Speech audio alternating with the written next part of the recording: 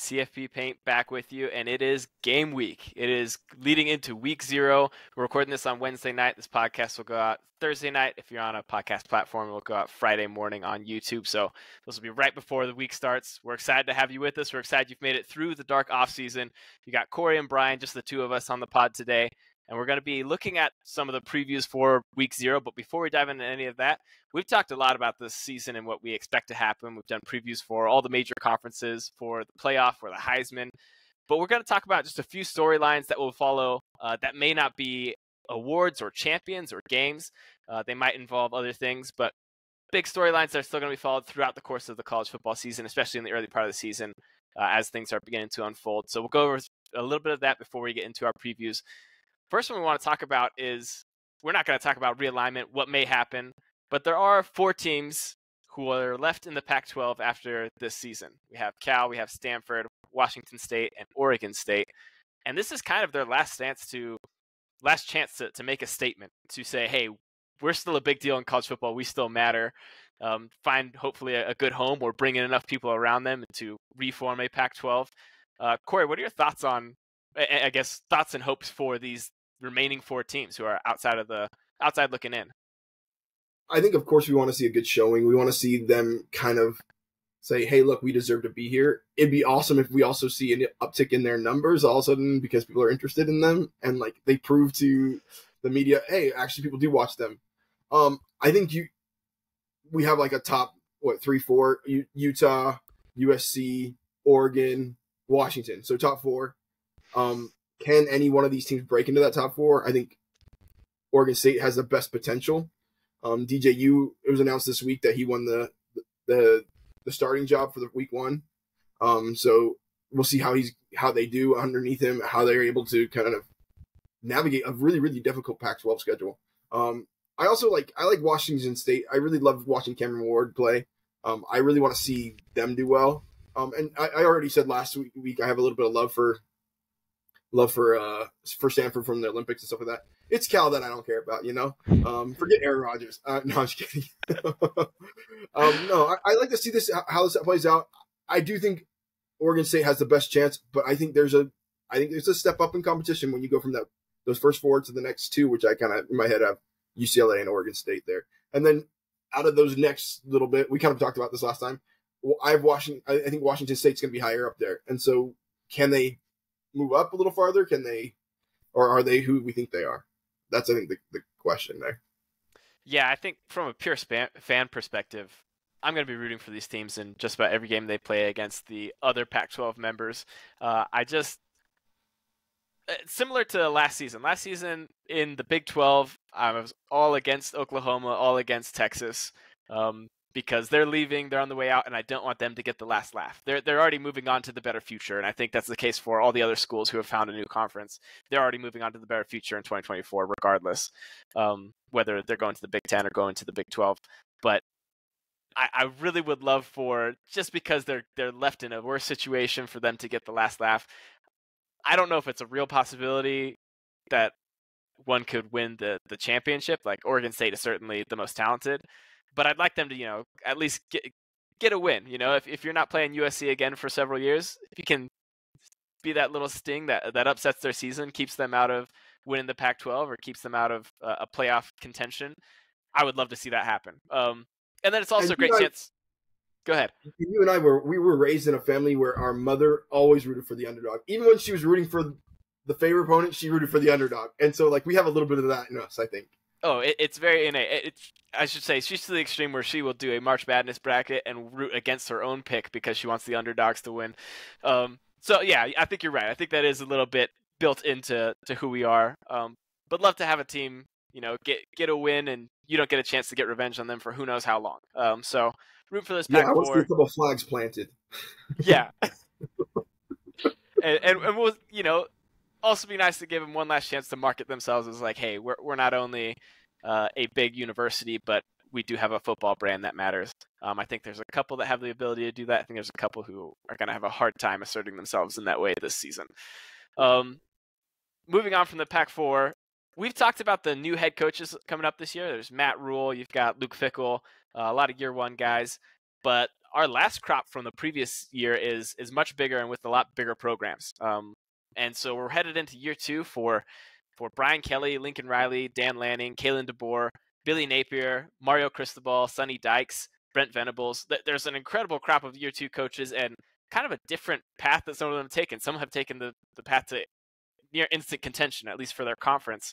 And others, might be ramping up or hoping to ramp up soon. Corey, I'm going to toss it over to you because I don't know what order we really want to go in on this, but what are your thoughts thinking of these year 2 coaches and any that stick out and what they need to do or what you expect to see? Yeah, so I'll just kind of go through them. Brian Kelly at LSU. I'd like to see if he actually makes it over the hump. We've seen him get to the title game. We've seen him get to the playoffs, but we've never seen him actually win them. And he's beat Alabama finally with LSU this last year. But we'll see how he does. I'm not as sold on him having the ability to get over there, but he's got the greatest chance, and he's got a great crop of recruiting class coming in. So we'll see how that goes. I don't know if you want to go back on and say what you think. No, so Brian Kelly, I know you have kind of a viewpoint that a lot of people do where he hasn't quite gotten over the hump, and I think he swayed me at one point where he was still at Notre Dame and people asked him getting over the hump. He's like, the hump is beating Bama, and he's like, nobody else does it either. You're really good, and then you get to the end and you don't beat Bama. That's unless you're Clemson, that's how it's been for a little bit. And so I'm curious to see now he's got no excuses. Now he has all the resources that he needs. And by resources, I mean coaches and talent, because Notre Dame gets good players, but they don't get LSU level players. So now it's time to prove it. They got the win over them, but the season still had a shaky patch here or there. Can he put it all together? Yeah, and the last 3 LSU coaches all won a title. Am I right? Orgeron, Miles, Saban. They've had some long tenures there. Yeah, well, I think just Miles was long. Miles is long. That's fair. But I'm interested to see, can he put it all together? Can he become the premier team in the West? Or I know it's good. You're gonna have or do we have these classic battles like we did with UF and Alabama? In 07, 09, where it's who's running the West a little bit there. We'll see if we can get to that level. I'm not quite sold on it, but you never know. I feel like I'd be interested to see what he does this year and then what happens next year and see where the trajectory continues. My thought process is he is what he is. He's a great coach, just not a national championship winning coach. That's what I think he is. So I'm curious to see if any of these Feinbaum predictions. Paul Feinbaum comes in every so often and says, hey, this is going to be the decline of Alabama finally. This is what's going to happen. And we've seen them miss the playoff twice in the playoff era, last year being one of those. But we haven't seen back-to-back. So it would really be something if a team in the West could, throw them off and keep them. And they haven't lost back-to-back West SEC titles in years. I think it's since 2010 or something like that. Yeah, no, you're right. It's something absurd like that. And they also have the nation's longest winning streak at home. I think it's 29-ish games, something like that. So if LSU wants to knock them off, they've got to break that streak.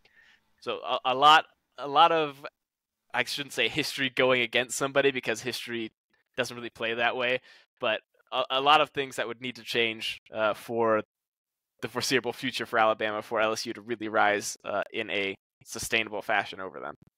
Yeah, we'll see. The next person on the list was Lincoln Riley. And I kind of have him in that same category. You're a good coach.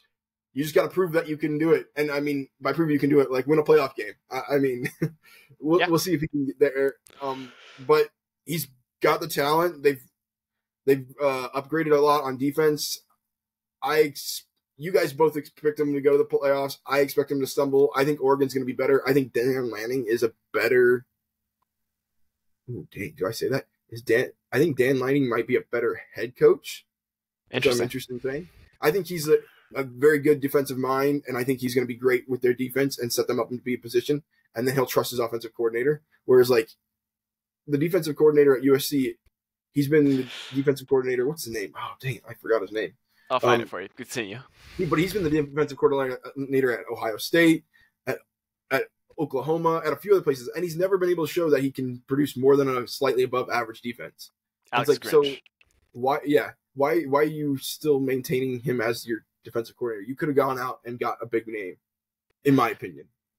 That to me is like the one questionable decision here, where we'll talk about Cristobal in Miami in a second, but Cristobal went out and got a new DC, and they lost theirs, admittedly, but the defense wasn't what it needed to be, and I think it was a move that, they went and got a new OC. That was one where they fired the guy and said, hey, I know it's 1 year, but this isn't working, and our expectation is that this works. And that was a questionable one to me, where I thought you maybe could have let Grinch go and get somebody else.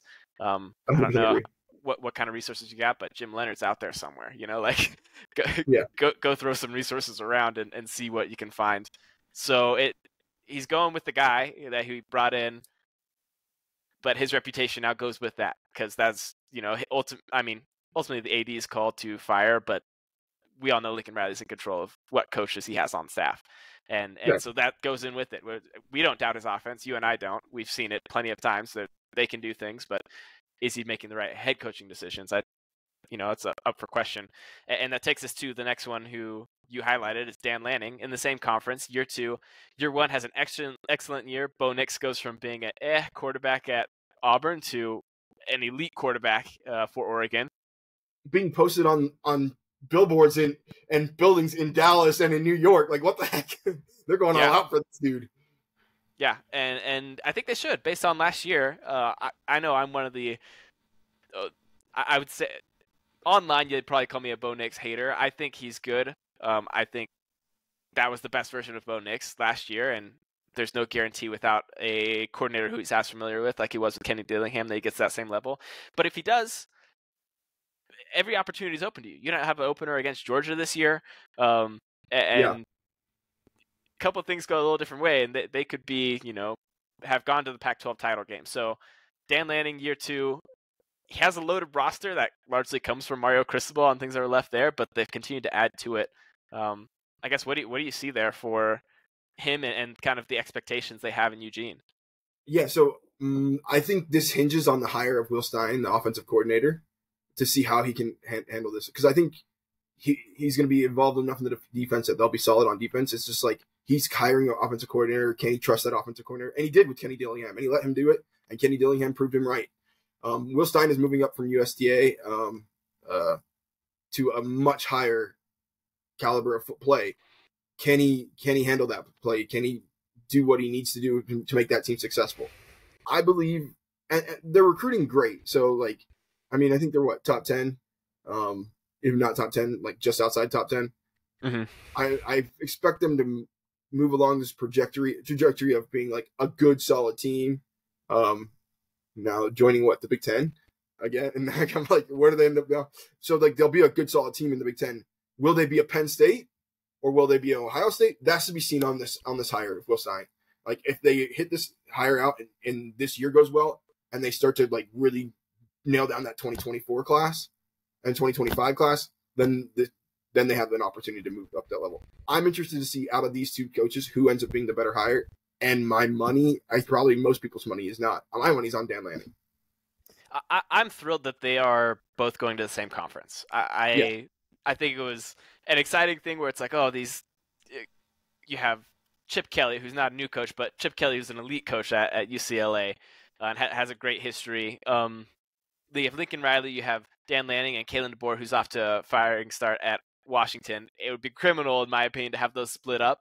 And so it was really nice that, hey, those are all coming together at least, and we'll be able to see them compete over and over again year in, year out. Yeah, it's almost like a tier of coaches that got pulled over rather than even a tier of just programs. Maybe it's a tier of programs too.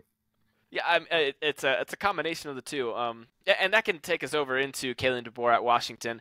The one thing I think is really interesting and kind of symmetric between these three, with USC, Oregon, and Washington, is you have this combination of year 2 coach, but also elite quarterback that you kind of need to capitalize on now. Yes. It's win now for all three, because Bo Nix is gone after this year. Caleb Williams in all likelihood is gone after this year. Michael Penix in all likelihood is gone after this year. You need to capitalize now, both in wins and in recruiting. So you need to have a big year, get the wins, and try and make that push for a playoff, because I think any of them could. But I think most importantly for recruiting is Washington. They don't have Oregon and USC resources historically. They're not quite the brand that those are. but they do have a team that can compete with them this year. And this is a year where you're going to have a lot to show on the field. You're going to have great atmospheres on Saturdays to bring recruits to. You need to cash in and make sure that this isn't a blip, that you can sustain this long term. And I think it's a lot more of a hinge year for Kalen Deboer than it is for the other two. Fantastic year one, way ahead of schedule compared to what I thought it would be. Michael Penix obviously is not who I thought he would be. He's much, much better than I knew him to be. But this is the year you might have exceeded expectations a little bit too much. And we'll talk about another one who did that in Sonny Dykes a little bit later. But what does that do for maybe a potential drop-off in year two if you haven't brought things back up in year three, which I think he'll have a depleted roster for. So I think he's got to show it now, and then in year three he can have okay, give me some time. You've seen what I can do. Let me get my talent together. But much more of a tipping point year for Kalen Deboer than for the other two, I think. I 100% agree. You mentioned that they all have quarterbacks that they need to capitalize on. USC has Lincoln Riley, which means he's going to get any transfer he wants to come in at quarterback. This is true. And they just had the number 2025, 2026, number one recruit commit to them, quarterback Julian Lewis, who looks phenomenal out of high school. So he's going to have people in the wings. So that one, I agree. I'm not as worried about. But Kalen Deboer has to capitalize this year. He has to, unless he wants to be at best at Wisconsin and at most likely Purdue. It's somebody that's kind of more middling. I don't see them being a Penn State, a top tier team. But if you want to be a top tier team, you got to capitalize so that you can project yourself into that when you move into the Big Ten. Yeah, and it only gets harder from here because right now the top teams you're playing against are, you take out Utah. Utah's a top team you're playing against, but you take out Oregon, UCLA, USC. You go with them, and now you're including Michigan, Ohio State, Penn State, and potentially what Wisconsin can be, right? There's some hope with Luke Fickell and what's going on there that they can take that next step up where they're not hoping to get it to the Big Ten title, but to win them, to overcome on that end. It's going to be tough. And so it's not going to be, the schedule might not always be so favorable. We'll see what they end up being as they kind of reorganize. They had a 2024 schedule ready, then they added two more teams, and now they're not ready, and they're going to have to do it all over again. But you don't know what you're going to face. And your schedule might make your record look a lot worse than you are in the next season. So you really, really got to capitalize and get the guys in. We're going to move along from the Pac-12 or Big Ten, however you choose to view all those teams you just reviewed, and talk about a couple of teams in the state of Florida.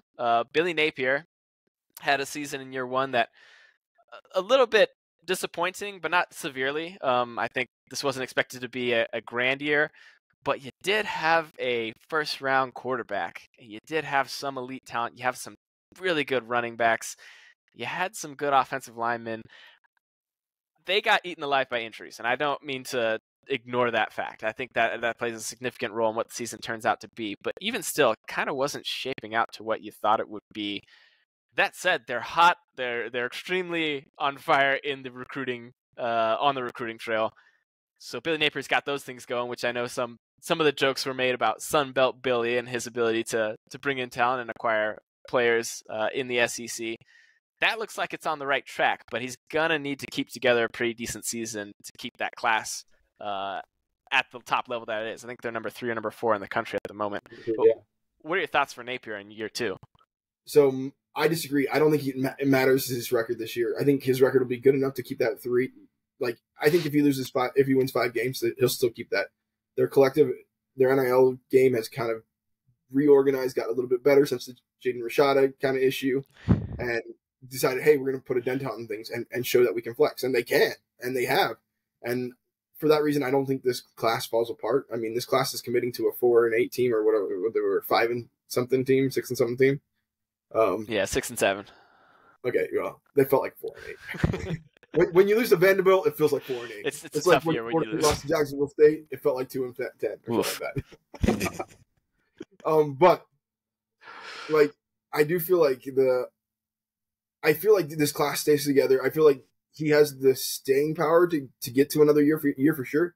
I think year 3 is when you really have to start showing results. If you can't show results in year 3, that's an issue. But where do you go for quarterback? Like maybe Graham Mertz is an answer because he's more consistent than Anthony in the short to mid range. But then who's next in the wings? You got to go get another transfer quarterback because I'm sorry, the quarterbacks they have on the roster are not who you want to be using. Yeah, do big you miss. Start the freshman? Aaron Nolan? Is it Aaron Nolan? Not Aaron Nolan. Lagway, DJ Lagway. DJ Lagway. Yeah, do you start them? Do you take an ASU kind of sense and I'm like, hey, we're going to start the freshman? I mean, it'll definitely be a feeling out when he gets on the campus, but you can't rule it out because they didn't land a good one in the 23 class. They lose Kitna, so you don't have cover there. It's lack of quarterbacks in general is a problem, but you also it's a big enough program that you got to think if there's a good quarterback on the board, they might think, oh, I can go be a Gator for 1 year. But that should have happened this year, right? Yeah, you're not wrong. Yeah, because I can't think of any major quarterbacks that were transfers right this year. But would you rather have Graham Mertz or Spencer Sanders? I think there are better quarterbacks. Hudson Card, there are better quarterbacks than Graham Mertz, I would say. I would agree with that. Maybe a Luke Altmaier. They're not top tier. At least not that we know of. We'll see what Luke Altmaier does. Like a Drew Bryan, who's not going to start at ASU. Yeah. I agree with you. So it does feel like they missed, but also maybe just took some time to get the recruiting and everything, especially in the NIL space, in place. Maybe that's all it was. And now that it's there, it won't be an issue. They'll get the top guy who's, a backup at Ohio State or whatever you're looking for. There's been quite a few of those who have done good things. Backups at Texas. That's a deep quarterback room. I take any one of those quarterbacks. Oh, anyone. Yeah. I think it's a kind of a wait and see. Can he get to long enough to be sustainable? And is he given that enough rope? I mean, when Norvell came in at Florida State, you had the COVID year, so you could also blame it on that kind of thing. But he kind of already knew, those who pay attention to them intimately knew that, he had a long rope because they knew it was a big issue because he came in and basically said, I've gone through and evaluated this. This is not going to be good. This is not going to be good for a while. And he was upfront about that with the boosters. This is a guy who's taken Dan Mullen classes, which were supposedly pretty good. Now, Dan Mullen can do anything, but he also checked out. I read a very interesting article about Dan Mullen and why Georgia's in the state that why Florida's in the state that they are. I'll have to send that over to you. It talks about how he just wasn't cut out to be a head coach. He did not want to make the CEO changes. He wanted to make the CEO decisions. He just wanted to do what he wanted to do, and kind of how it just kind of fluctuated from there. And then players started not trusting coaches, and it killed the culture. Let's see if the culture gets built up this next year. And I think Mike Norvell being in the same state gives some time, because you're right. I think there's a good possibility that even if they don't have a great year this year, because they're not projected to, that Napier is given more time. But I think it helps you see, Mike Norvell, he went 3-9 or something like that, 3-6, and then was it 3-9? It was. I don't know. It wasn't good. 5-7, I think, was year 2, and then 10 wins, and now we've got a top 5 class, and now we've people are talking about our quarterback as a Heisman contender. That's where that flips, and so I think seeing that down the road goes, okay, if we think our guys headed us in the right trajectory, maybe we just give him some time, let him do his thing. I think the trouble will be how good is Kentucky and South Carolina in the next couple of years, because I think you and I were both pretty, not unbelievably bullish, but bullish on Tennessee's ability to compete with Josh Heupel. I think we're believers in the coach there at the very least. And Georgia, I think, is going to keep being Georgia. So if those other teams in the conference can build in a significant way, that might add some tough obstacles for Napier. But this year, I think it's hold on to that recruiting class by all means, whether that's you get wins on the field or not super important, as long as you don't do something embarrassing like 4-8. I think 100%. I think you can avoid embarrassment, then you're off to a pretty promising future in year 3 and the caveat, if you get that quarterback situation figured out. And again, might be the true freshman, so not to discount DJ Lagway, who they already have in the fold for the 2024 class. keeping going south in the state of Florida, we've got Mario Cristobal in year 2, and this is one where it's a pretty substantial disappointment how they performed last year. A lot of people were high on them, expected them to win the Coastal or had them competing at the top of that. I was one of those who thought this schedule's really soft. They're a really talented team in terms of just sheer quality of player. They should roll to a 9-10 win season. That's a far cry from, did they end up 5-7 last year? Yeah, something like that. Yeah. We've got a new offensive coordinator. We've got a new defensive coordinator. Other changes on the staff overall. Big recruiting class that's come in. We've got big freshman offensive linemen that are hopefully going to revamp that. And we've got Tyler Van Dyke back. We were able to keep him from going to Alabama, where they were pretty directly trying to lure him away, and he stayed around and stuck with the Hurricanes. What do we need to see from Mario Cristobal and the Hurricanes in year 2, Corey? Yeah, so this is similar to, he's in a similar vein of Napier, except for he doesn't have a top 3 class coming in. He has like I want to say it's like 20s class coming in right now, and they're getting cherry picked out of South Florida. The top of the top players are not going to Miami, and that's an issue. Like, this is you better have hit on what's the OC Shannon Dawson, right? You better have hit on Shannon Dawson. And this better be the right pick, and you need to have a good season, because there's no excuse for last year's production. Like, even with a hurt quarterback, you should have beat those and you had to go back to a freshman or a backup. You should have beat those teams that you lost to last year. A lot of them. Like, this team needs to be better, and it needs to capitalize now, because if they don't, Life Wallet is drying up. They can't buy the recruits they need to anymore, and you can't sell success on the field. Now, nobody is going to push their team harder than Mario Cristobal. He pushes his recruits or his coaches super hard on the recruiting trail. But if you don't have anything to pitch them right now, like, except for playing time, you're going to have an issue. He had a great class last year. I think they were 3rd last year. And can that be enough to push him in the right direction? But if they can't be in contention for the Coastal, that's going to be a major issue, in my opinion. And if they end up having made the wrong hires on OC or DC, either one, and struggling again, the wheels are going to start to come off. I don't know where I see them. I hope Shannon Dawson is the right play caller, because it'd be interesting to see them. Like, they have the talent to be a great team. They have the talent to go win the Coastal and compete in the ACC, no problem. But they got to prove it. Yeah, and the thing with Miami, and for me with Coach Cristobal, what elite college football coach can you think of, like, at an elite program, an elite coach doesn't automatically make one side of the football super good? I can't think of a single one. Like, it's a Nick Saban team, they're going to have a good defense. It's a Kirby Smart team, they're going to have a great defense.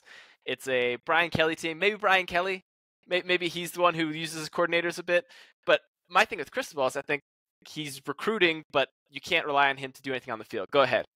Dabo is the one person I can point to. Yes. And he hit home runs with his coordinator hires.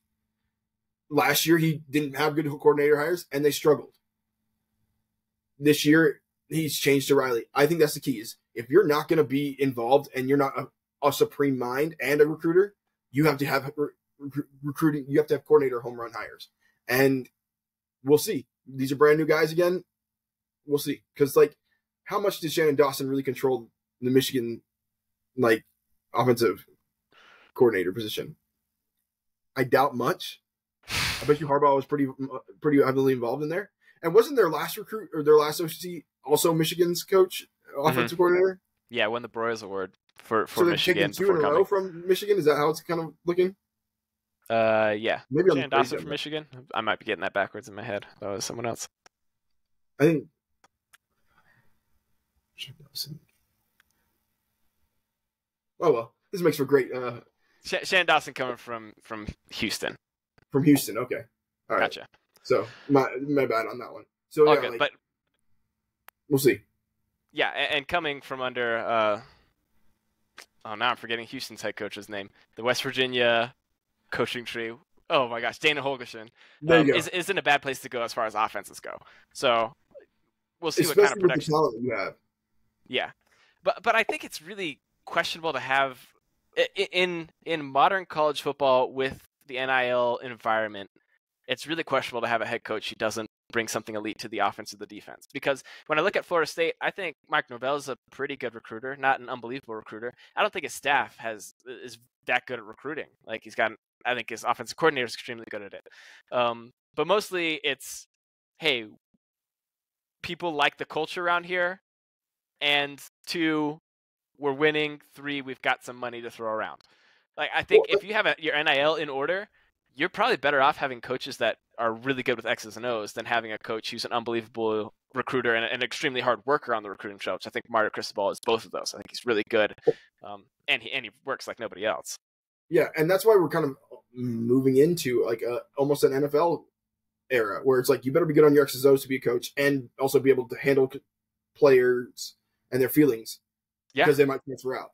Like we're going to an NFL era where it's no longer you can be a Jimbo Fisher and you can.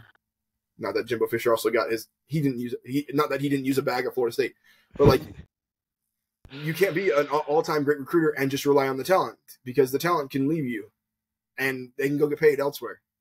Yeah, you've got to learn how to manage personalities in the locker room in a way that you didn't have to before. And some of that is, I know the guy next to me is getting paid 6 figures to do this right now. So there are real things you've got to manage in that locker room that are trickier than you've had before. But I think Cristobal, this is a tough year because unless you show some production on the field, I don't see that class getting better. And he is one who makes his name on recruiting. Yep. And they're locked in for, is it a 10-year deal or is it an 8-year deal? It's a long one. I want to say it's 8. Either way, it's a long time that they're on the hook with Cristobal, and I was somebody who I thought he was going to really turn it around, and now I'm skeptical of his ability to do so. I think the hires in year 1 were such a miss that was the biggest issue. That was the number one issue. The hires were a miss, and they struggled to get their hires this year too. Like people didn't want to go work for Cristobal because you're going to have to go work 24/7. I'm wondering, is this coach, a transplant from Oregon, the Willie Taggart of Miami? Interesting, because he did come in. He brought in a lot of hype with him. When Willie Taggart came to Florida State, they said, "Hey, why should we be excited about this program?" He said, "Because we're going to win." That's not what they did, but that was the expectation he put out there. And I feel like the expectation was very similar in year 1 for Miami, and they were a mess. I mean, just a mess at times. So I do think, as far as I guess the national attention goes, it sounds like there's a lot of positive opinions of the defensive coordinator, Lance Guidry, coming in, who people think, he probably would have gotten a job of this caliber before if he didn't have a couple runs with the law. Those are a long way back and not really something that Miami's concerned with. Obviously, they brought him in and they think, Well, it's Miami, right? Sure. It's consistent with the culture. But they say, hey, that's in the past and it has been long in the past. We trust you. And as far as his coaching ability, there seems to be a positive sentiment towards that. Shannon Dawson, I don't know as well, and we'll see what he can get together. But Tyler Van Dyke is somebody who we thought was really, really good. He looked terrible last year. I mean, there's no other way to put it. Like, at times just lost. Some throws were just wildly inaccurate, and you're like, you were much more accurate the year before. So they'll need to get that synced up and get that on the same page.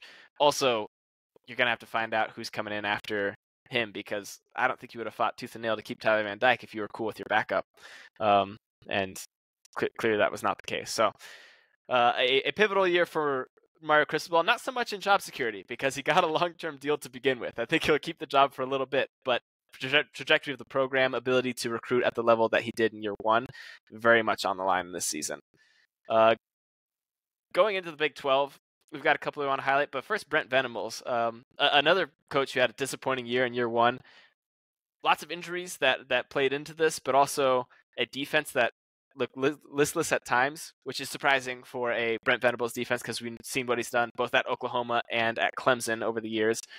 He's got a pretty decently talented team coming back. What do you see and expect from Venables in year 2?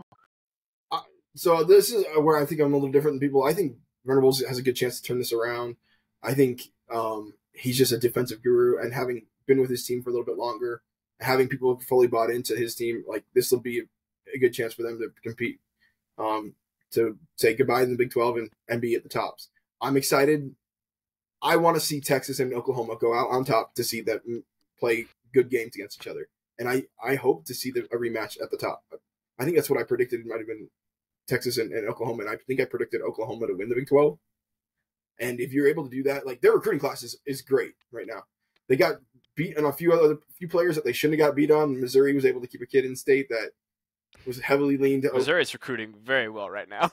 Yes, but not Oklahoma level. And Oklahoma should have had those.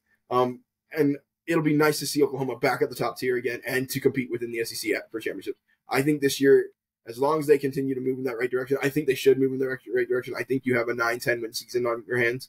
It's just got to go out and do it. But I believe in this team and Brent Venables, to be honest. Yeah, I think health is, not likely to be as bad this year as it was last year. And I think regardless, like I expect to turn around on the defensive end because I believe in Brent Venables and what he does. But I think regardless of that, Jeff Levy's a really good offensive coordinator. And so you're not going to have issues scoring points like Oklahoma has for the past, as long as you can remember. They've been an elite offense and had the firepower to do so. Dylan Gabriel's back at quarterback. You do have to replace, Mims at wide receiver, so he'll need some targets to step up throughout the season.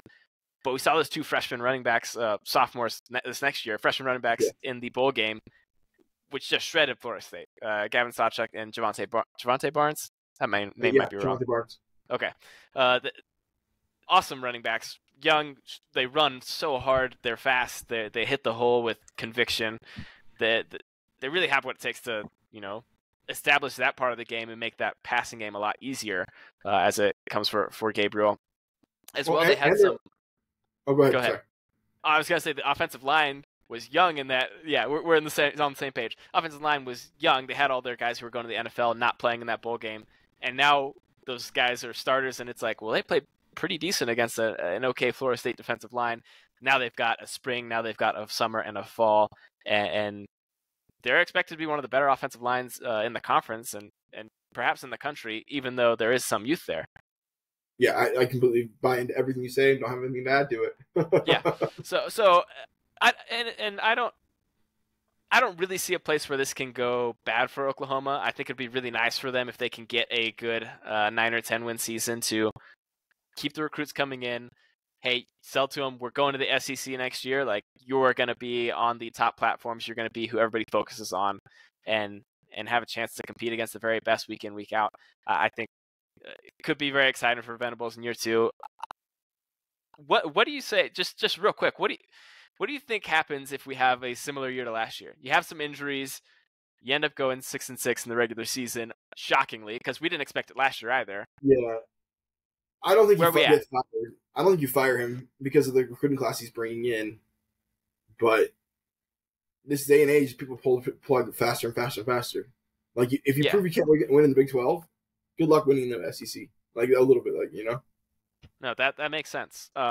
Again, that's kind of worst case scenario. I don't see anything like that happening for Venables, but it is interesting to see, especially in the early signing period era. I've talked about a few different eras. We have the NIL era and the transfer portal era.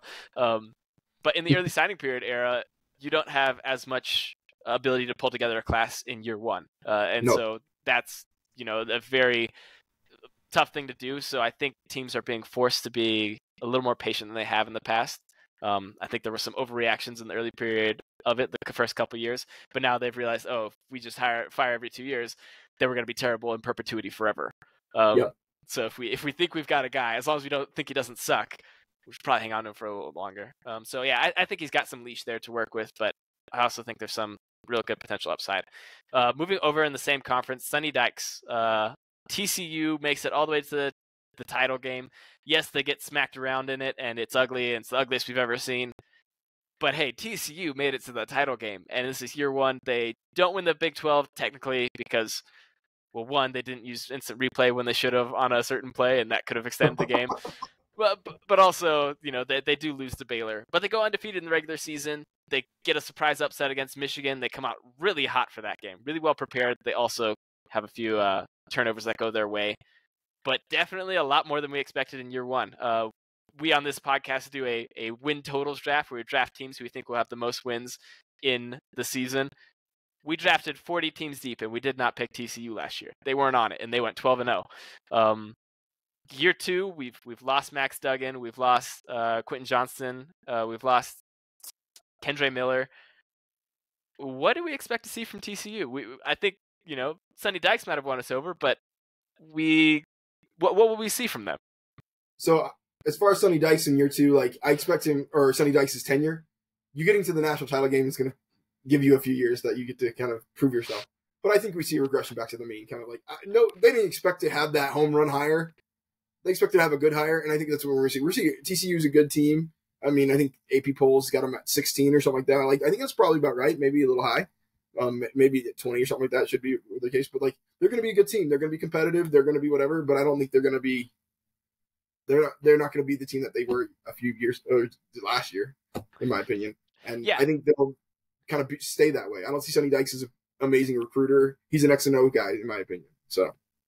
Yeah, and I think it would bode really well if he just gets above their expected win total by Vegas for the year, which I don't know what it is this year. It might be 7.5 or 8. If you could check that while I'm talking. But if they overperform at all, not to that level, but they overperform at all, they put themselves in a really good place to say, hey, we're the big dogs in the new Big 12 now that Oklahoma and Texas are gone. And I know Texas hasn't been the big dog since like 2009, but Oklahoma very much has been. They've had a lot of Heisman winners and come out on top quite a bit, but also in recruiting prowess, by far the big dogs. And I think TCU has a chance to stake that claim a little bit if they can do a little bit better than expected this year and say, hey, this is what we do all the time. We take talent and we win games. Yeah. And honestly, so the line is 7.5. And we kind of were talking about like who will be the next big dogs in the Big 12. At one point in time, you and I were just talking out this like out loud. Not to jump ahead, like I think it's between them and UCF, because in reality, like they're the ones that have the biggest opportunity to have super success because you're where you're located. UCF has the greatest, one of the largest fan bases because they have a huge university, and they're in the middle of Florida. If you can pull 4 or 5 recruits there, you got some top premier recruits. TCU, Texas, same thing. So. Sorry, we don't even need to talk about that topic.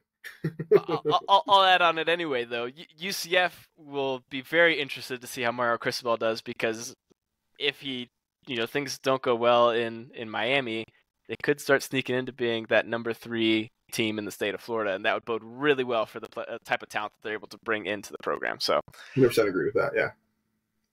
Last one that we want to highlight as far as the year 2 coaches, and there are some that we are ignoring from this list, but we have Marcus Freeman at Notre Dame. Kind of I guess off to a slow start last year, but very much got things rolling as the season went on. They bring in Sam Hartman, who's an upgrade at quarterback from Buckner. At least they see it that way. Otherwise, they wouldn't have brought him in and let Buckner go. And he's the most prolific passer in ACC history. Worked underneath a very different system. You lose your offensive coordinator, Tommy Rees, to Alabama, and you promote was it the tight ends coach? Yeah, as your new OC. What do you think we can expect from Notre Dame? Tough schedule. I should also note that tough schedule that they have this year. Yeah, very tough schedule. But who do they play? Ohio State, USC, Clemson. Do they play USC as well too? They do play USC as well. That's rough. I'll pull up the full schedule, but it's not friendly. I think they might get USC as well, or UNC as well. The offensive coordinator hire is very interesting to me because Tom Rees left to go to Alabama, and they courted Andy Ludwig from Utah. They courted Colin Klein from Kansas State, and ended up finally hiring within. Jared Parker has experience at West Virginia previously as an offensive coordinator, and then came over as a tight ends coach. And West Virginia's offense improved substantially. They went from like 118th to like 41st under his tenure, but like he's a little bit of an unproven commodity. And so like, how does it end up happening? How does it work out for him? Can Marcus Freeman make the right steps? It seemed like he started to get a good grasp on the coaching and the head coaching kind of abilities and delegating to his team and allowing them to be successful. And I mean, what they start off like 1-2-3 1-3, and then ended up the season 9-4, with their only loss being down the stretch to USC, which is not a bad loss. They did play a close game against Navy, but that was also after they kind of roared out to a little bit of a lead as well. So we'll see how it goes. I think I think Notre Dame is what Notre Dame is, and they probably won't be competing for titles, but they probably won't be hurting. It won't be the bottom of the barrel. And I think I don't know if Marcus Freeman can change that. Yeah, and Freeman is, I'm looking back at this list, but I think he is one of two coaches that we've talked about who is a first-time head coach. Dan Lanning, first-time head coach at Oregon, and Marcus Freeman, first-time head coach at Notre Dame, and that's no Venables. joke. Oh, good point. Brent Venables at Oklahoma. It's no joke being a first-time head coach at these programs, and I think that's something that he showed really well in the later parts of the season where not just his defense, but holistically, it seemed like his program's rowing in the right direction. The vibes around it, as far as the program goes, the players and the beat is really positive. I checked their schedule. The ACC portion of their schedule doesn't do them a ton of favors. So they do dodge Florida State and UNC, but they have Clemson, they have NC State, they have Duke, they have Pitt, and Louisville all on the schedule. So they'll be favored to win all those games. But they're top teams in the ACC. Yeah, those are all trap games. Those are all ones that you see on the schedule, and you go, yeah, if we bring our B or C game, we're gonna lose it. We're gonna drop it. So tough schedule ahead for them, but I really like Marcus Freeman. I'm excited to see what happens there. I'd like to see, I don't know, like to see that program be a little bit more ambitious. Specifically talking about Andy Ludwig and the things that they didn't do in the offseason. But as far as the head coach, I think they've got a really good one at the helm. And they're recruiting okay right now. Their 2024 class, if you're looking at 247 rankings, is like 11th or 12th, depending on who you kind of talk about. So like they're not in a bad situation. They're above the blue chip ratio. You got 16 4-stars, 8 3-stars or below. So like you're moving in the right direction. So you can't hurt them there. I mean, they're above Oregon and Clemson currently right now. Oh, and by the way, Miami's at 15, so they're not as bad as I had them mentally, but we'll see where they end up. All trajectory and I should say Twitter hype that has us thinking Miami might be a little bit lower than they actually are in reality. But Notre Dame, I think as a program, you expect to be a 9 to 10 win team. I think that's where the fan base and the university would expect you to be. That's where Brian Kelly was regularly, and he flirted up with 11 and 12 occasionally. But that's where Freeman's going to need to be, and if he can stay in that range, I think he can stay there a long time. Notre Dame isn't a high turnover position. They like to have the consistency. They're a very traditional college football team in that sense, and I think should he desire to stay there, has a good chance to cement himself with a good 9-win season this year, especially given the competition that you're playing. Yeah, if he hits 9 wins, I'd be happy for him. Yeah, absolutely.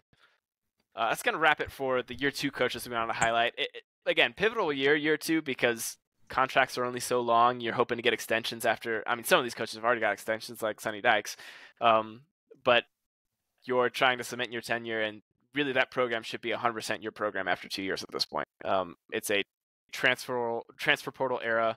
You can bring in talent, you can bring in your coaches, and you've got a couple recruiting classes. At this point, it's no excuse time. And year 1, you can make some excuses and you can sell some, hey, we're still flipping things around, things are switching up. Year 2, we really need to start seeing results on the field. And so that's what we'll be expecting from these teams. And some nationally are very highly expected to do that. A lot of these programs expected to compete for playoff spots or conference title spots. Yeah. Moving along, and we jumped a little ahead in this, but we've got a new look Big 12. And it's not starting this year, but it will start to play out this year and who's going to be dominant there. So we're losing Oklahoma and the Longhorns from the Big 12. And now's the time to stake your claim as the top dog and to start boxing out room for those recruits and say, hey, come to Kansas State. We're where it's at in the Big 12. We're the top team here. Come to Houston. Come to UCF. You talked a little about TCU, Houston. Is there anybody else you think could start to crash that a little bit? Yeah, I talked about TCU and UCF. Yeah, honestly, those are the 2 teams I see kind of dominating this a little bit. Like, you got some new teams that kind of are moving in.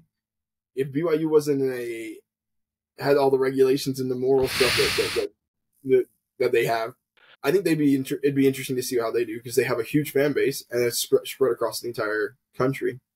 And you'd think that they could have one of the better NIL packages put together because of how big their dynamics are with investments in people. Like you come out here to Utah and where we live, the entrepreneurial mentality is insane there, and so that's where money comes from. Is that entrepreneurial mentality and big brands that hit.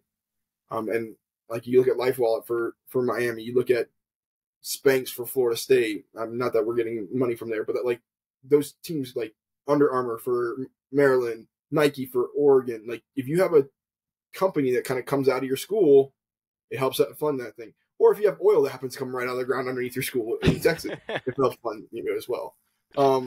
So I see TCU, I see UCF as the future.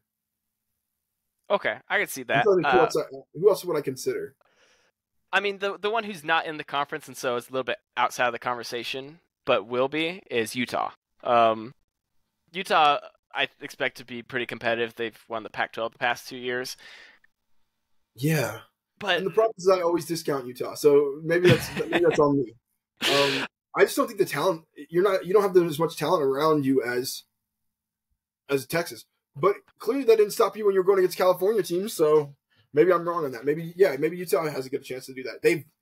They have cleaned up on the talent here in Utah. By the way, the talent in Utah has been leaving heavily Utah within the last 3-4 years.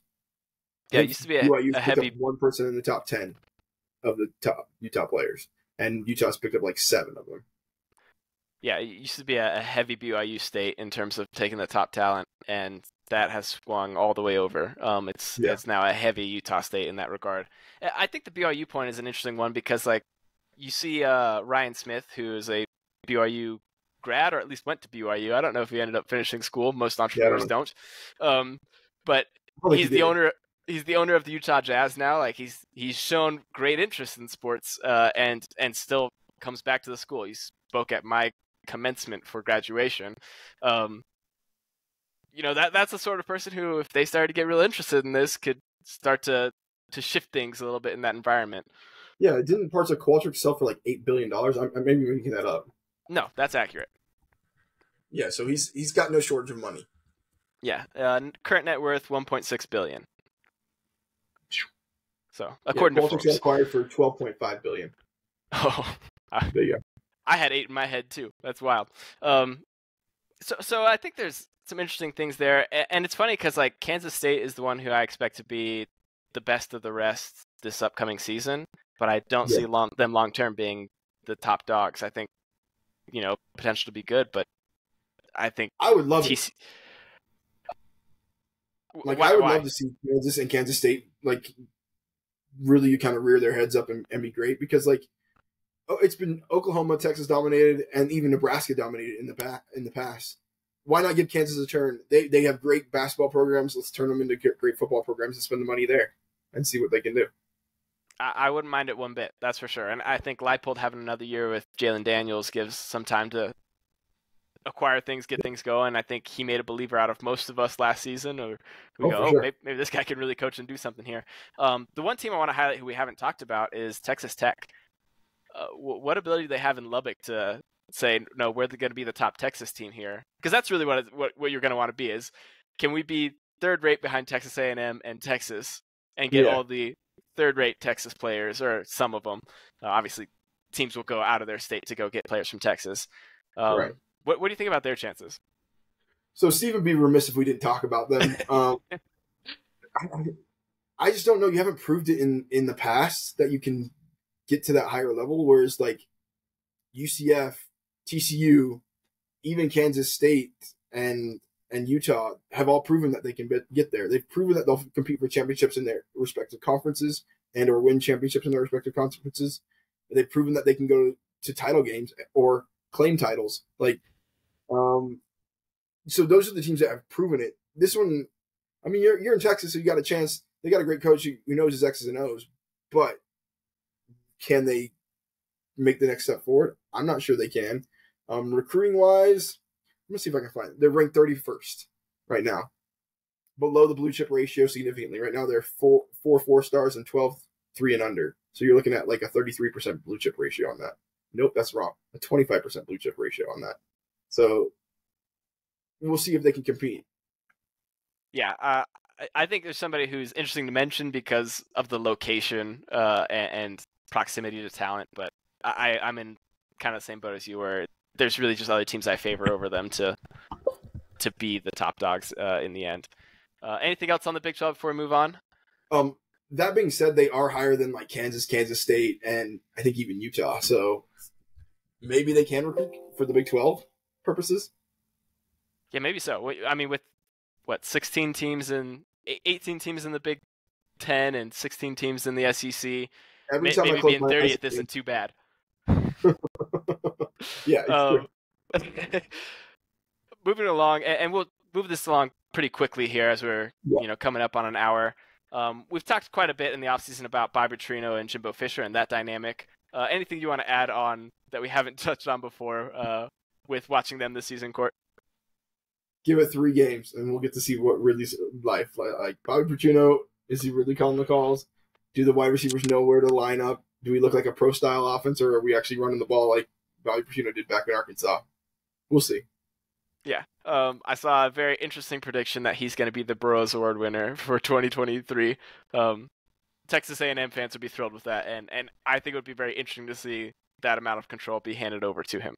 They have the talent there to be successful. The quarterback, Wegman, is good. We just got to see them utilize it, because Jimbo Fisher ran it too complex of an offense sometimes, where it's like didn't allow your talented wide receivers and playmakers to get onto the field. If you had a quarterback that could process it, you were good. And that's why Jameis Winston was fine. But then when they got down to the other quarterbacks, they weren't where they should have been, and that's kind of what they struggled with last few years. The other quarterbacks haven't been able to make the decisions, haven't been able to make pro reads and understand pro offenses. The receivers can't get on the field because they don't understand, if the safety's positioned here on this play and they move to here, then I'm supposed to adjust my route to here. Like, that's a lot of things to kind of figure out. And if you can dumb it down and play normal college football like everybody else is doing, you can get your talent on the field and you can have a chance to win. Yeah, couldn't agree more. And I think that's really going to be the key, because they're one of the teams that are really hard to predict right now for the next season. Because last year we thought they were going to do so well and they were abysmal. And you go, well, if they just figure the pieces together, should be good. So you don't know if they're going to figure that out or not, or if it's going to be more of the same. It's Miami. It is a very similar situation, and great that they played each other last year and play each other again this year. Moving along from Texas A&M and the dynamics of their offense, we have some rule changes that will be implemented at the beginning of this next season, and I'd expect these to be talking points as you're watching games in the first 2-3 weeks of the season. I think beyond that, people will just be used to them and whatever. But on first downs, the clock is not going to stop until the last 2 minutes of the second quarter and the fourth quarter, so going into the end of the halves. And on untimed, you will no longer have untimed downs due to penalties at the end of the first and third quarter, which makes sense. The penalty will just get enforced and they'll start the next quarter and we'll play then. And the last one is you can't use multiple timeouts during the same dead period, which says to me you can't ice a kicker more than one timeout. So kind of some rules that have been put in place to expedite the game, to not necessarily make there be fewer plays, although there will be, but make sure that the clock is rolling a lot more, so that way programming works better for TV networks. This is really what this is for. What impact do you see these having, Court? Yeah, so I think they expect minimal impact. I expect there to be some substantial impact. I think you're going to see scores go significantly down. You're not going to see I love college football because you get to see scores in the 60s and whatever. You get to see teams put the ball in the end zone 10 times. Like, that's fun to me. We're going to see a regression to scores in the 40s and the 30s. And I don't enjoy that about pro football. Like, I like to see, not that pro football always hits the 40s and 30s. They're in the 20s and 30s too often. I like to see games that are going to be high scoring, and like, that's fun to me to see. And so I'm sad about that. Also, at the college level, it's not uncommon to see them call timeouts, and then the players get out there and they're like, wait, what was the play that got called? How are we fixing this? And then they call back timeout to get everybody set. And now you're going to be forced to run a play, and you're going to screw the team over a little bit. It's like, if I have two timeouts, like, let me use them. I should be able to use the timeouts whenever the hell I want. That's a dumb thing in my opinion. Yeah, and the places to me where it really, like, I think about like a crucial, like a 2-point conversion or a 4th and 1 at the goal line, where you go out there, you see what the alignment is, you call timeout. Then you go out there for your play, and the other team calls timeout. Now I don't get another one to go see what their response is. And strategically, I might have saved them. Yeah, I saved that timeout. Why can't I use it? All the time in basketball. Like, yeah, it's that is the dumbest rule change in my opinion, and we're gonna see it affect a game or two. Yeah, I think you're absolutely right. The other thing I'll say from this, and I think might be fun about these rule changes, is with the clock running more and fewer plays, you have, I'd say, more unpredictability and chaos. So if I'm playing against somebody who's much better than me, but we're playing, it's all based on 1 down, then my odds of winning are, decently high. Like it might be 75%, favored, but that's a 1 in 4 chance I win. The more plays that you have, the more ability the team that has better talent and better coaching will win out. And so I think there's a chance that we might see a ton of upsets this year because we have fewer plays overall for people to correct for mistakes, to correct for a freaky interception or a freaky fumble, a safety here or there, an odd call. You don't have as many plays to correct for it, so therefore the talent doesn't necessarily win out with the smaller sample set or the smaller snap count value. I think there's a real chance we see a lot of chaos. I know I've predicted like a lot of chalk essentially for what I expect to play out in conference champions and whatnot, but we could see some really weird upsets this year. I think this will be a direct impact in that. Yeah, the other thing that they say about these timed or the clock not stopping on first downs, I that's one of the things I hate about pro football, to be honest, that it doesn't stop on first downs. I like when it stops on first downs because it lets you get organized. They predict only like 7 or 8 plays off, like less per game. It's going to be way more. You've got to be closer to 20. We're at a world where we're running 140 plays between the two teams a lot of times. Like 70 plays per team is not unrealistic. I think you're going to be 20, 30, probably 20 plays less. Significant, and I think it's significant. Like that's a drive or two. Yeah, and we're mostly talking about the impact on the field, but also as a fan, like college football comes around for 4 months a year. I want as much as I can get. So like this is a very disappointing thing to see these 3 things. I just give me more football, never less football. That's basically what I go by. Do we see less injuries? I mean, that will be the argument. We'll see. Yep. But moving on from the other storylines, we wanted to cover those storylines that will play out through the course of the year, some in the early season, some throughout. But we've got football on Saturday. We've got exciting things to look forward to. Corey, you've dug a lot deeper into these matchups going into week 0. I'm going to hand it over to you to highlight a few. Yeah, so I'm going to go through like 4, but I'm going to try to go through them quick because we're pretty far along. Notre Dame versus Navy. Ken Niumatalolo is no longer the head coach. He's moved out to be a offensive analyst / leadership coach over at UCLA.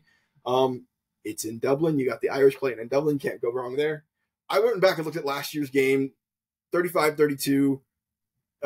It's close until Notre Dame comes up or takes a substantial lead, and then the Navy team controls the ball a ton. I think Notre Dame runs like 5 plays in the third quarter at all. Like they just don't get, like it's ridiculous. It's not very much. And that allows Navy to bring themselves back into the game. And they lose 35-32. But it was an interesting game. Navy now promotes defensive coordinator Brian Newberry. They're not going to be under triple option. They hire Grant Chestnut, the offensive coordinator out of Kennesaw State, who runs a spread option. One, albeit that does lean heavily on the run and on the pass. In 2021, his team was the 3rd team in the FCS in terms of yards per game per rush. But they also set records for passing yards and passing touchdowns too. So it'll be interesting to kind of see what they do, because in the Navy you're just at a disadvantage from the quality of product and recruit that you get. With Navy or with Notre Dame, I've already talked about their problems getting an OC. And does Freeman start on the right step? I think this is a game there's no way that Notre Dame loses this game. I don't know if these hiring and firings makes Navy a better team, in my opinion. I think you struggled for a few years, but I think the triple option was the way to make Navy able to compete. Now, Mark, who's a believer in the military schools, was different than me in that, but whatever. So that's kind of my thought process on that game. I'm excited to watch any game that's has the Irish playing in Ireland. My next game I'm kind of looking into UTEP versus Jacksonville State. Jacksonville State moves up from the FCS level to the FBS level for the first time, with Rich Rod Rodriguez as the coach. They went 9-2 last year. They bring back a 7th-year quarterback. They bring back their best tailback. They bring back like a lot of good things on the offense, but they lose 5 out of their top 7 tacklers from the defensive perspective. And UTEP is trying to kind of like make that step in the right direction a little farther, a little bit better. They're not expected to be great. I think the line is like 5.5 wins for them. But they are favored by 1 point. So like, if you're looking for a good game, this will be a good game. Hopefully, yeah, projected to be the closest game of the weekend. Yeah, and I'm excited to see Rich Rod, come back up to the level where he's at. Quickly looked into Hawaii and Vanderbilt. Last year, I think the score was 63-10. It was like 14-10, and then Vanderbilt had like a 49 unanswered points or something like that. It was like unreal. Don't expect it to be that way. The line is 18 points, I think. So 15? It's 15. 17 and a half. 15 points? Huh? 17 and a half. Okay, the place I saw was had it at 15 Okay. and a half. So, I mean, but the over-under is at 55. So you're looking at like a 38-13 score, a 39-12 score. I mean, something like that when if you're going from the 17 line. I think that's about right. I think Tommy Chang is coming in is in year 2 as a coach for Hawaii. He's going to want to pass the ball. They don't have the talent yet to do that as well as they'd like to. But their defense should be a lot better and a lot in a better situation. Mm-hmm. But you're Hawaii and you're having to come to the mainland. It's always hard for Hawaii to have to come to the mainland. So, I mean, I expect Vanderbilt to beat them, but I also expect it to be kind of fun to watch. Is this a Vandy team that can compete with the likes of Florida, South Carolina, or is it a Vanderbilt team that sits at the bottom of the SEC still? Yeah, they'll be eager to get another marquee win like they did last year over Florida. Exactly. Always good to make a statement in the East. I 100% agree. The last game, and I don't know if you wanted to make any comments on these. Sorry, Brian. No, you're doing great. The last game I looked at was the San Jose USC game. San Jose is not a great team. They have Cordero, the 5th-year quarterback from out of Hawaii, transfer originally. But they're expected to play 6 in the Mountain West. I think their win total is 5.5 wins. What I'm excited to do is watch Caleb Williams adapt to his new targets and new playmakers. You have Travis Dye's gone, Addison is gone, so you have people step up. And I'm also excited to see the defensive line and the defense for USC. Can they put this team away? Well, the line is like 30 on this one, and then like the over/under is like 64. So what does that put that score at? Like 45 to 15 ish. It might be like it's like 47 to 15. Yeah. Huh? Yeah, your quick math is way better than mine. Yeah, so like that's kind of interesting to see. Like, can USC's defense rise up and really hold this team to not score on them?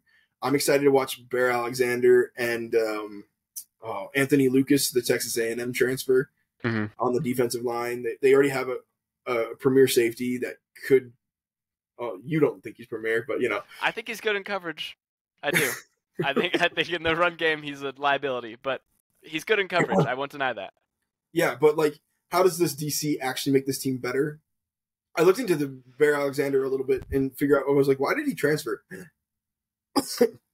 And apparently the reason he transferred is because he wasn't guaranteed the starting position in Georgia and he wanted to play. He's going to play at USC. He's going to play a lot at USC.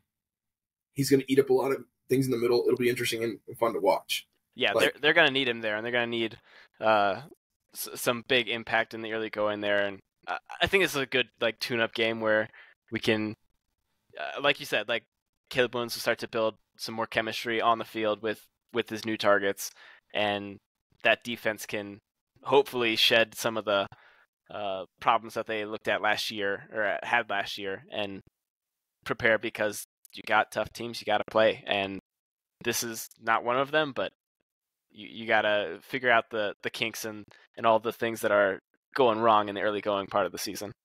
Yeah, overall, there's not much to gain for the teams that are good, and there's a lot to lose for them. So root for the underdogs to make it a fun week. Oh yeah, and I'd say the one game that I'll comment on that you mentioned earlier is Navy Notre Dame. I am curious to see what is the future of Navy. It's been a long time since they've had a different coach, and things are going to be different. And I like the idea of bringing in an FCS guy who's used to working with lesser talent. Obviously, he's playing against lesser talent in the same case, but when you have some sort of constraint on that, then that's as good an example as you're going to get for what you're coming into coaching at Navy. So I like to see the military academies do well. I'm not as big a believer as our brother Mark, but am excited to see what the future holds, because like a Notre Dame, I don't think they want to be overturning coaches year after year. They want to win and mostly beat Army. Yes. But football is not the number one priority of the Naval Academy. So that's our brief preview for week 0. Court, any parting shots before we let our audience wait out the remaining hours till football starts? As FSU fans, the Miami beat writers have been putting out a thing about how Florida State relies on the transfer portal and doesn't develop their players. You want to come to Miami. And it seems like it's almost like a concentrated effort coming from the head coach, like saying, hey, put this narrative out there, because it came out from a bunch of writers on their beat, like David Lake, who else was it? A couple other ones. And then Florida State beat writers kind of responded. It was like saying, you guys took more transfers in the last 3 years than we've taken. Like, it's kind of just fun to watch the beef. Literally everybody's trying to do anything to just get the time passed before they play the games. I am enjoying seeing who the starters are being announced, like that. And there are teams that are hiding that too, but like, we're getting a picture of what these teams might look like, where they're going to go. I'm ready for it. But if you haven't looked into the beef, go find that beef. Or the theory that some other people have floated that Florida State has a Delaware chicken farm NIL going on. I don't know if you've seen that one. I have. That there's been, the early joke was that they're being funded by the Saudis, and now there's a Delaware chicken farmer who's just pouring money into Florida State NIL, evidently. There's some frustrated Miami Hurricanes down there, and it's kind of fun to watch that drama. Yeah. That's for sure. And it's hard. Like, I think Miami had a very impressive NIL game a year ago, and now it seems that is one place where they're losing. And that's not easy to take. The one parting shot I'll throw is around this time last year, I threw a parting shot at Jim Harbaugh about not announcing a starting quarterback. This time I'm going to throw it at Michigan in general. After imposing a 3-game ban on Jim Harbaugh, which will be the most meaningless ban of all time, because guess what? They don't play anyone for the first 7 weeks of the season. It's a really light schedule, and they're just trying to make sure that it doesn't come down too heavy in 2024. That's the objective of this. But I find it interesting they offered a 4-game suspension. It got rejected. So, hey, we'll go do a 3 on ourselves anyway. Yeah, it's a weird performative thing to me, and I think, like, great, you self-impose. I don't care. Here's what I'm going to impose. I think that's how it ought to be. Yeah. But we'll see what the NCAA hands down eventually. But it's silly to do it on those games because we already know what the outcome is going to be, and we're weeks away from it happening. We're a month out from that 3rd one. So just Michigan, if you're going to punish yourself, like, actually punish yourself. Find something meaningful. One last party shot at the NCAA. Come on, like, you guys are not a power. You're just trying to flex muscle where you think you have it. Mason Smith being suspended against Florida State. A lot of people say, their defensive line is good. It won't be an issue. I disagree. I think Mason Smith is good. He was wrecking Florida State in the first 2 series of that game. That was one of the players I was most afraid of playing. And from what I understand, the rumor is that he went and did a signing that would be now legal before the NIL things got put in place. Like, this is ridiculous. Like, and the fact that you're not letting these 2nd-year players go and you're giving 7th-year players waivers, like, come on, guys. You're just trying to be relevant, because in 2 years you're not going to be. Yeah, can't argue with that. And a great thing to land it off on. Good shot at the NCAA. with that, that's going to end our podcast. We're going to have football before the next time that we talk to you. So we'll go over those games. We'll talk about what's coming up in week 1. Make sure to go ahead and like if you're on YouTube, subscribe, follow, give us a rating of the 5-star variety if you're so inclined, and let your friends know about us. We're going to be with you throughout the whole season. Appreciate you spending time with us, and we'll catch you next week. Peace.